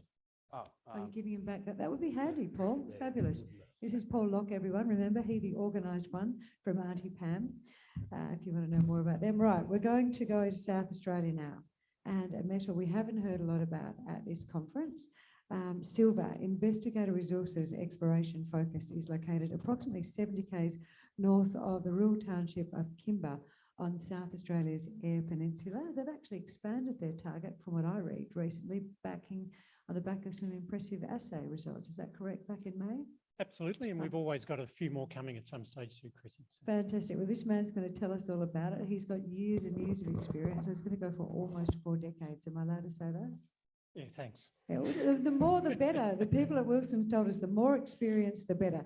And you're a mining engineer, you've also got operational, you've got finance, you've got everything, and you're working hard to make this one work. And we're interested to hear about silver because it's not one of the minerals that we've heard a lot about yet, young Jet. Okay, so would you please make him very welcome? We've got Andrew McIlwain, Managing Director and CEO of Investigator Resources. Chrissy, well, thank you very much. And yeah, you can squeeze a fair bit into 40 years of experience. So thanks for that. And thanks very much to the team at Vertical Events and RIU for providing me with the opportunity to talk about. Would you like this? I'm just saying, because you are so fabulously advantaged with height, take that with that hand and put it right there. Okay, I'll end up talking to this and changing the slides with that, but thanks very much. No problem. Look, and thanks for the opportunity, and thank you very much for coming along to hear about the silver story. Quite unique. We're unique in Australia in that we're the only primary silver project in Australia. Others have got certainly silver credits in their base metals operations, but ours is a primary silver project. We do have some lead. We haven't ever talked about it much in the past, but we're bringing that to the fore. But if you're thinking about investing in silver, you need to be invested in Investigator, and I'll explain why, and I'll show you a graph in a minute. A quick snapshot, predominantly in South Australia, we've got a couple of other tenements. I'll talk about one, diversification in Northern Territory. Big focus in South Australia, 8,500 square kilometres. Over the last few years, we've been one of the major explorers in South Australia, and credit to previous MD, John Anderson. The discovery of the Paris Silver Project was in 2011. By far the highest grade silver project in Australia, located about 7 hours drive from Adelaide, near the township of Kimber, but importantly, we're up in the bush and no sort of arable country. And I'll show you a photo of that later. 53 million ounces of silver in our resource. Today's price off a little bit, but that's about $2 billion worth of in-ground value. And a lot of the challenge I have in trying to present the silver story is how does this look like a gold project? And on a sort of gold-silver ratio, which is travelling at about 80 at the moment, this is a 700,000 ounce gold lookalike project, which if it was outside Kalgoorlie would have been mined a few years ago. So 53 million ounces, 100,000 tonnes of lead in the resource, very important, I'll talk why. We've just gone through a project of infill and extensional drilling. We'll have a new resource out soon. That underpins our DFS, which we anticipate having completed, or completing that early 2024. About 80 kilometres, then I need to go back. About 80 kilometres to the east, we have a bank of tenements called Morgans, quite similar to the Paris setting, nowhere near as advanced, but we've had some exploration success and we'll be focusing back there at the second half of the year. Good Scottish background. I don't like spending our money, so happy to have other people spending money here on a farm out in the Fowler Domain, also here with Gold Road in the Stuart Shelf. We also have some other tenements here near Broken Hill, and we've only just been able to get on the ground, having taken a long time to negotiate native title access, and a little bit of a diversification into tungsten. I'll explain the logic behind that. What do you need to know about Investigator? The simple thing is, if you want to invest in silver, you should be invested in Investigator. You see this graph, we move absolutely in lockstep with the silver price. And you heard it today, it's probably a good time to buy our shares today. Silver off overnight, we'll be off this morning. And as soon as the silver price recovers, we will recover. A month ago when I presented at the RIU conference in Sydney, silver was $39 an ounce, we were 6 cents share. Today it's 34, we're a 5 cent share. So we move in lockstep. Market cap around about $70 million. And our main shareholder is a precious metals fund out of the UK, Jupiter Asset Management. They have about 15% of us, and I regularly ask them about their silver price prediction. They love it. They go back to structural changes in 1946 and what's happened over that period of time. And I sort of describe their view of the silver price as almost being pornographic. They think at some stage it's going to have 3 digits, but they said happy for you to talk about it being $70 US in our vision. So they are right in behind us. We've got a well-credentialed board, a couple of South Australians in there, and well known to the regulators and the authorities in South Australia, which is quite important. Just a couple of things about silver, because everyone knows about gold. Gold is a precious metal, store of wealth, but little industrial use. By comparison, silver has a significant industrial use that's actually starting to grow, and it's growing exponentially as we see the evolution or the decarbonisation and electrification, because every solar panel that gets installed has about an ounce of silver in it. Not known to many people is that solar panels don't get recycled well. They're certainly not economic to recycle, so that gets consumed and off to landfill at the end of their useful life. Every electric vehicle's got a couple of ounces of silver in it. And what we've seen happen is now that the demand for silver is starting to outstrip the production. Production annually around the world is about 900 million ounces. Demand last year was 1.2 billion. So that gap's increasing, and you'd expect that the price is going to reflect that. So whilst silver and gold move a little bit together, there's going to start to be a bit of a departure as the demand for silver continues to increase. Our Paris Silver project, the flagship project, and really underpins the value of the company. We completed a pre-feasibility study on that at the end of 2021. Quite robust metrics. At that time, our base case was $34 an ounce silver. I always talk about Australian dollars because everything we will do will be in Aussie dollars. But base case 34, upside case 38. A couple of weeks ago, it was 39. As I said, today it's at 34. So we're sitting at base case. Importantly, a really high margin project. So at $34 an ounce, we had nearly a 50% margin from our all-in sustaining cost. No doubt when we present our DFS, we will expect to see an increase in the CapEx, some modest change in OpEx, but also what we'll be doing in our DFS is bringing to the table the value of the 100,000 tonnes of lead that's in the project. So there's $200 million of lead in that resource. In this previous evaluation, we didn't take any revenue consideration from lead. So there's an opportunity that we're chasing down through the DFS study at the moment. Picture tells 1,000 words, and in my 40 years, I've developed projects in far more arduous conditions than this, and I sort of had a checklist of the things I want to be involved in. No communities, no downstream water users, no waterways, and so on. And this arid bit of parched land outside Kimber is that in spades. What we have here is a strike length of the project, about 1.1 kilometres north to south. It's about 800 metres wide at its widest, and I'll show you what the pit will look like over that. But you can also see here the 25-metre spaced lines where we've done the drilling, so quite a methodical drill-out process. There are very few impediments to development of this project. We're well regarded in the district. We're one of the major spenders. We are the major spender in the IGA supermarket in Kimber. Also, as I said, the impact to the community will be negligible. There's no arable farming land. We'll displace a few goats, and that's about it. This is what the pit will look like, a 4-stage pit starting up here at surface, the deepest about 120 metres deep here. And I mentioned an infill and extensional drill program. We had a small area just here at the end that we had acknowledged with the traditional owners that we'd keep away from. We negotiated access back to that. We just recently completed drilling this area out, and we expect to see the resource extend and certainly the pit push further south. Very simple. It's quite a friable ore, and we expect that about 70% of the material won't need drilling and blasting. It's simply a rip and dig sort of exercise, so lower mining costs. Pretty conventional. It's 3-stage crushing, grinding, cyanide leach as you would with gold. And one of the things we'll do, and it'll be the first in South Australia, is we'll have a dry stack tailings. So rather than just pumping tailings out onto a paddock, we'll dewater the tailings in the process plant and take that material out. Probably mix it with a waste dump, but importantly, we recover far more water. So in an arid environment where your water needs to be pumped in, needs to be conditioned, we'll actually recover about 70% more water than if we simply pump tailings out. So big tick for us. Although we'd like to think that we could use solar generation, sun doesn't shine 24 hours a day, so we'll have solar generation supplemented by diesel power and a camp on site for about 110 people. The work we're doing with the DFS, and this is just another quick look along the strike of the ore body, but importantly, this is the drilling we've just done recently over that, what previously was a restricted area. We'll have a new resource out in the next couple of weeks. The work we're doing behind the scenes is focused on how do we recover the lead out of this resource, and then we move forward to do obviously the mine planning and scheduling from that.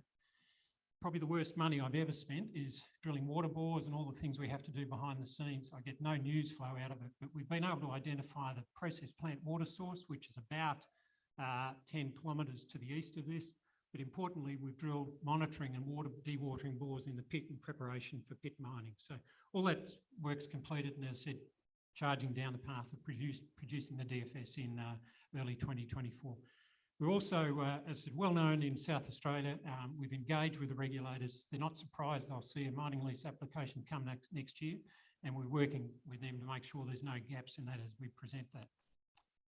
A little bit of the steak knives here is, here's the Paris footprint, and ironically looks a little bit like a footprint. You can see the drilling that's been done around it historically. 4 or 5 kilometres away, we have an area here we call Apollo. We have areas in the middle. And you can see some numbers here.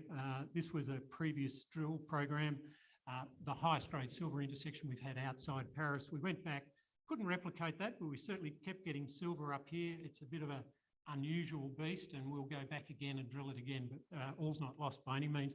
But we certainly will chase up some of these other opportunities, and there's even some underneath this little inset as well. Further drilling on this patch of ground before the end of the year. Regional opportunities about 80 kilometres to the east. We have this series of tenements, and important, this Uno fault that runs right along here goes 80 kilometres to the west and is where Paris is. We hadn't been able to get on this ground, again, native title restrictions. We negotiated our path forward with that, and we drilled some holes there in 2022, 27 holes, of which was the first drilling there for a long time. 24 of those holes hit mineralisation. So it's a really spectacular strike rate. Again, we'll be back there, a little bit more base metals focused here, but certainly silver, and it would lend itself to being able to truck that to Paris. Said a little bit of a diversification, and when I presented this to the board, they asked me what I'd been smoking, and why would I come up with getting involved in a project like this. And it's a pretty simple answer. I wear another hat. I'm the chairman of Emerson Resources, and we've operated in, Emerson's operated in the Northern Territory for about 15 years. And in my last 40 years, I had a couple of years in Spain running a tungsten project. So I know a bit about the tungsten industry. And one of the tricks in tungsten is your offtake agreement and how much they take away from you from the headline price. I always knew about Molly Hill because when I was in the tungsten business, and we in fact floated a company on the TSX, which is still surviving. But when I was in that business, we were looking for other opportunities, and this was always on our list. Reasonably high grade, interestingly, not only tungsten, but also has molybdenum. So we went to Thor, and it's not that we think there's any issues with Paris, but at Paris, our activity levels will drop off when we're going through the approval process.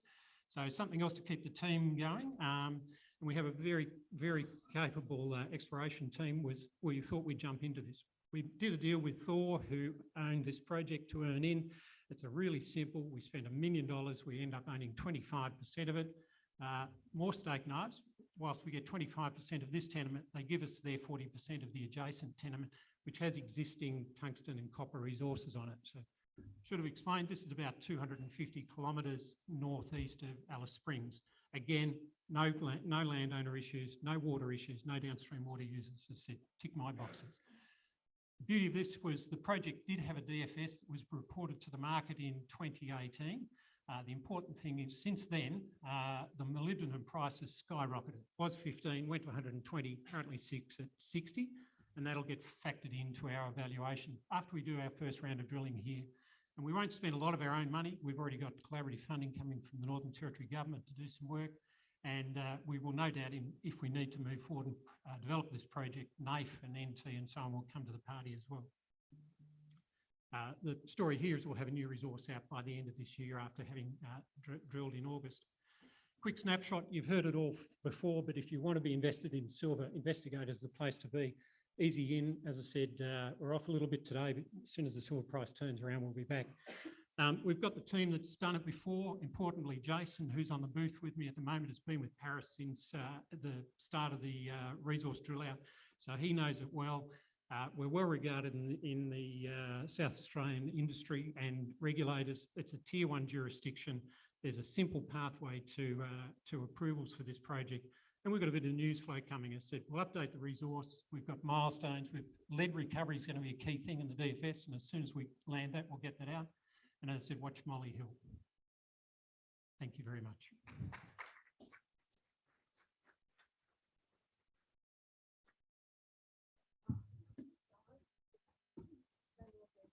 I'll stand down here. Because I'm closer to these and you can have that. They've turned that one off. Oh, there we go. Now we can be a duo act. Okay, so if you are in the room right now, take a seat. Don't leave. If you are in this room right now, you should take a seat.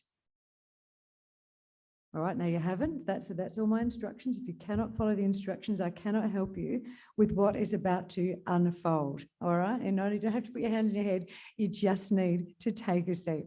And this man here is going to tell you how you could potentially walk away with a little bit of what he's produced. So look, thanks for putting up for the last 15 minutes. But the other unique thing is that you get something for nothing. So if you've sat through that, and if you actually have a look under your seat and you find my business card that looks a bit like this, come and collect that. So put your right hand under your It's here seat, somewhere. left hand under your seat, and then go looking under other seats, because it may be under a seat that is not got a bottom in it. And if you can do it safely, don't knock over your neighbour. Can you find a business card underneath your seat somewhere? Allegedly blue tacked on by the staff at some point this morning. Oh, look, she's going mad God. down here. She's going Fastest I've seen crazy. you move, Kerry. Have you got? Whoop. Oh.